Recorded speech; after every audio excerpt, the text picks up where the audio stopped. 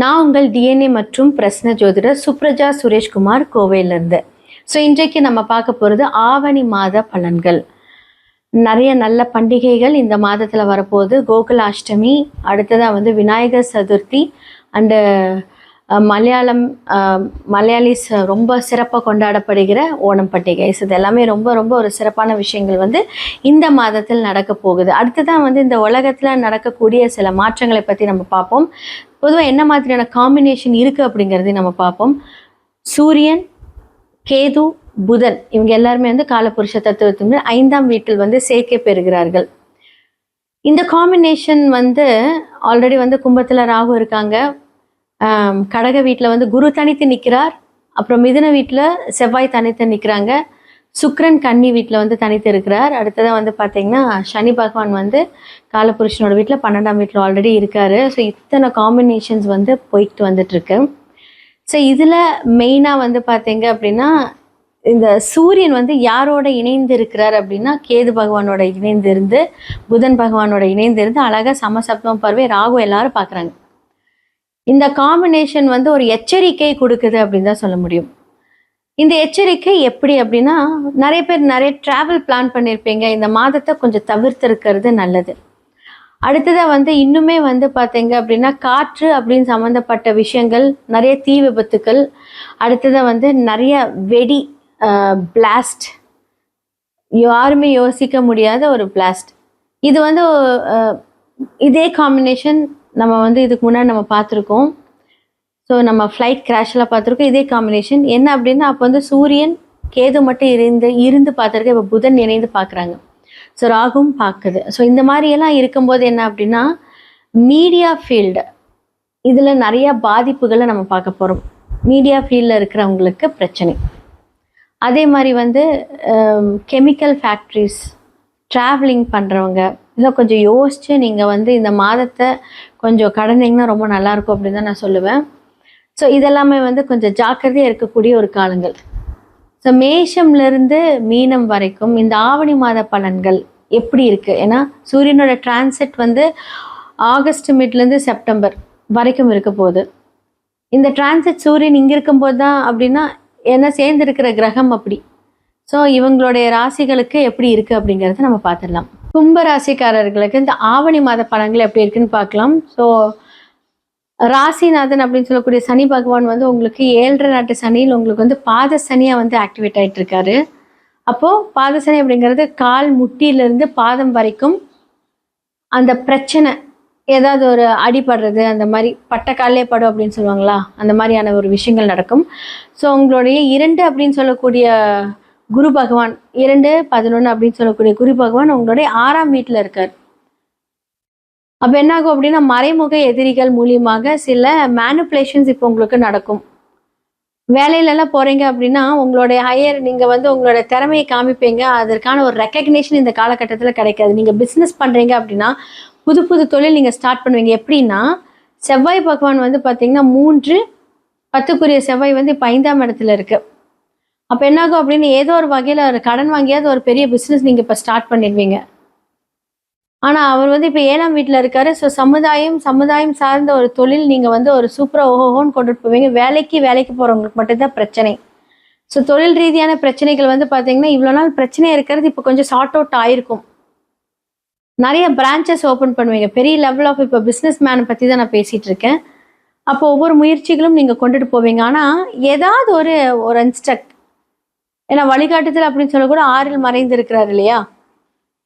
அப்போது என்னாகும் அப்படின்னா 6 அந்த விஷயங்கள் ஆக்டிவேட் ஆகும்போதே ஏதாவது ஹெல்த் இஷ்யூஸ் கொடுத்துக்கிட்டே இருப்பார். அப்போ அதற்கான ஒரு செலவுகள், இந்த பக்கம் ஒரு விஷயம் பிஸ்னஸ் ஸ்டார்ட் பண்ணி வேலைக்கு போனாலுமே இந்த பக்கம் ஏதாவது ஒரு ஹெல்த் ரிலேட்டட் அண்ட் ஒரு கன்ஃபியூஷன் எல்லாமே கொடுத்துக்கிட்டே இருப்பார் கும்பம்க்கு இந்த காலகட்டத்தில். 2க்குரிய குரு பார்த்தீங்கன்னா 6ஆம் வீட்டில் உச்சமாக இருக்காரு. குடும்பத்தில் எடுக்கக்கூடிய ஒரு முக்கியமான முடிவுகள் இந்த மாதத்தில் வேண்டாம். இந்த வருடத்திலே வேணான்னு சொல்லுவேன். 27க்கு மேலே ஏதோ புதுசாக ஒரு கல்யாணம், திருமணம் எதுவாக இருந்தாலும் பண்ணிக்கலாம்.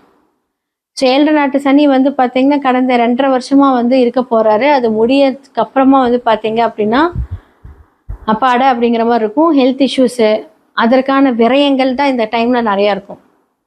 திருமணம் ஆகாதவங்களுக்கு பார்த்தீங்கன்னா 7ஆம் இடத்துல ரொம்ப ஸ்ட்ராங்கான ஒரு மனைவி, ஸோ தடை தாமதத்தை கொடுக்கும்போது என்னாகும் அப்படின்னா, சில டிரான்சிட் பாதங்கள் மாறும்போது என்னன்னா, அதற்கான ஸ்டெப் எடுக்கிறதுக்கு உண்டான விஷயங்கள் வரும்போதே முடிச்சிருங்க. இல்ல நான் இதோட பெட்டரா போறேன். இன்னொரு முக்கிய எனக்கு இந்த பொண்ணு பிடிக்கல. இதோட பெட்டர் ஆப்ஷன் பார்க்குறேன் அப்படின்னா, அது என்ன ஆகும் ஒன்ஸ் நீங்க உங்களோட இதுல அத ஆக்டிவேட் பண்ணி தள்ளி போட்டீங்க அப்படின்னா, அப்புறம் என்ன ஆகும் அப்படின்னா, இன்னொரு 10 இயர்ஸ் கழிச்சு தான் அந்த கல்யாணம் நடக்கும். நான் ஃபார் எக்ஸாம்பிள் சொல்றேன். முடிஞ்ச அளவுக்கு ஒரு நல்ல வரன் வருது, அத முடிச்சுக்க பாருங்க. இல்லன்னா திருமணம் தடை தாமதம் ஆகும். ஸோ இப்போ ஆல்ரெடி தடை தாமதத்துல இருக்கிறவங்களுக்கு இப்போ திருமணம் யோகமும் இருக்கு. ஏன்னா சனி பகவான் எல்லாத்தையுமே வந்து என்ன பண்ணுவாரு அப்படின்னா, அதை வந்து இது பண்ணுவார். ஸோ குடும்பத்துக்கு அப்படின்னு சொல்லக்கூடிய பிரச்சனைக்குரிய கிரகம் வக்கரமா இருக்கு. ஸோ டிசம்பருக்குள்ள வந்து உங்களுக்கான ஒரு அதிர்ஷ்டங்கள் வரப்போகுது. நிறைய பேர் வெளிநாடு பயணங்கள், ஸோ வேலைக்குரிய விஷயங்கள், அடுத்தடுத்த விஷயங்கள் வந்து கொஞ்சம் ஹார்ட் ஒர்க் பண்ணி அதை வந்து சாதிக்கிற ஒரு விஷயங்கள் நடக்கும். ஸோ குடும்பத்துல புது முடிவுகள் மூலியமாக விரயங்கள். ஸோ ஏதாவது வீடு கட்டுறீங்க, இல்லை லேண்ட் வாங்குறீங்க, அதற்கான ஒரு விரயங்கள் இந்த காலகட்டத்தில் இருக்கும். ஸோ அது ஆக்டிவேட் ஆகட்டும். ஸோ குரு வந்து பார்த்தீங்க அப்படின்னா 2 வந்து 6ஆம் வீட்டில் இருந்தாலுமே, அது சந்திரன் உங்களுக்கு வந்து நல்லபடியாக இருக்கும்போது உங்களுக்கு அது எல்லாமே ஃபேவரபுளாக ஆகும்.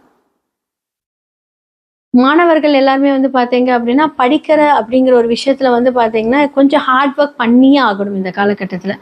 ஸோ 10th ஆர் +2 படிக்கிறீங்கன்னா, இப்போ இருந்தே கொஞ்சம் வந்து அதை கன்சிடர் பண்ணி நல்லா படிக்க ஆரம்பிச்சிருங்க.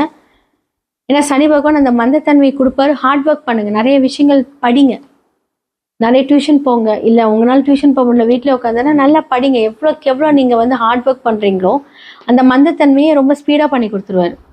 ஸோ இந்த மாதிரி ஹேண்டில் பண்ணுங்க, ரொம்ப நல்லா இருக்கும். ரொம்ப நல்லா மேஷ ராசியிலேருந்து மீன ராசி வரைக்குமே வந்து இந்த ஆவணி மாத பலன்களை பற்றி நான் சொல்லியிருக்கேன்.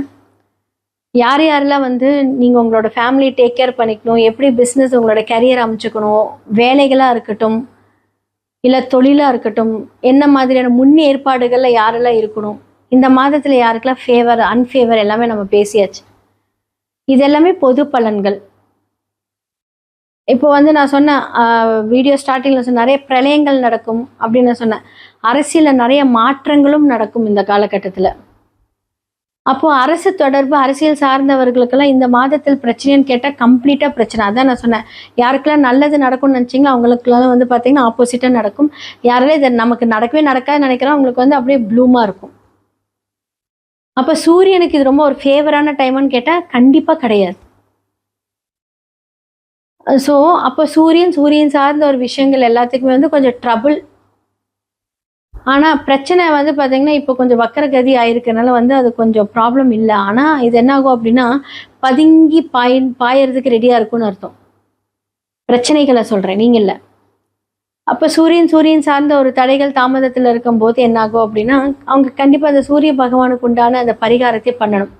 அது உங்களோட ஜாதகத்தில் ரிஃப்ளெக்ட் ஆயிருக்காங்கிறது பொது பலன்களை பார்க்க முடியாது, சுய ஜாதகத்தில் மட்டுமே பார்க்க முடியும்.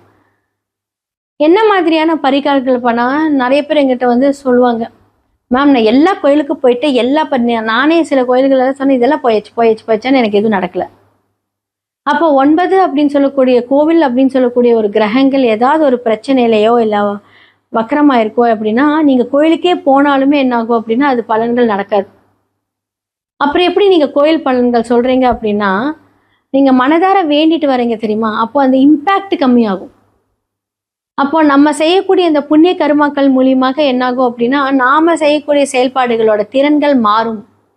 இதன் மூலியமாக தான் அந்த பரிகாரங்கள் ஆக்டிவேட் ஆகும். அது எப்போ ஆகும், நீங்கள் ஒரு போன வருஷம் போய் பரிகாரம் பண்ணிட்டு வரீங்க. ஃபார் எக்ஸாம்பிள் உங்களுக்கு திருமணம் நடக்கல, லாஸ்ட் இயர் வந்து எல்லா பரிகாரமும் பண்ணியாச்சு, ஆனால் ஸ்டில் எனக்கு வந்து மாப்பிள்ளை கிடைக்கல, திருமணம் நடக்கல, தொழில் அமையல, இல்லை தொழிலில் நஷ்டம் வருது, எல்லாம் பண்ணியாச்சு, ஏன் நடக்கல அப்படின்னா இதை எப்படி நம்ம ஆக்டிவேட் பண்ணுறோம்?